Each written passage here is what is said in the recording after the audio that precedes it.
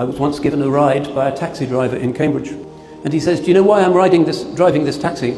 I used to own a restaurant, he said, and we used to sell alcohol. And then I heard the verses about alcohol, and I couldn't live with it any longer.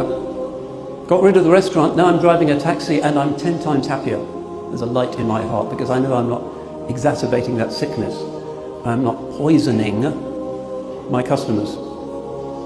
We need, many of us, to think about this as well. How can we extricate us from this? What do we do if in our corner shop some shuffling, broken person comes in, counts out whatever change has been given to him in the day and asks for cheap alcohol? We need to think about that.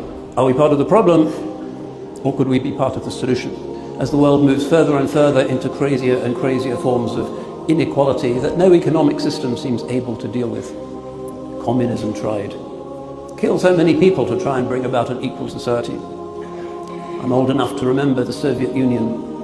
In the 1980s, those people were poor, living on potatoes and soup, vodka.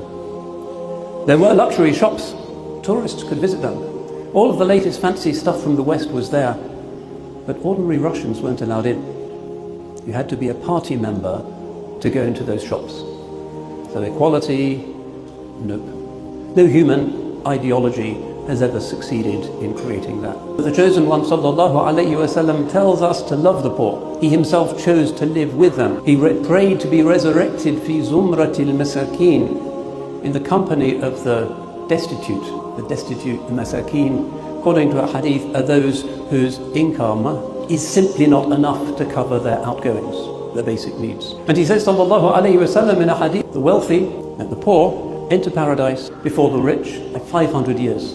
It's a long wait. What can we do about this? Show that we are human, show that we care, notice, deal with things. This may involve, for instance, dealing with some of the exacerbating factors in homelessness, such as the alcohol trafficking that goes on.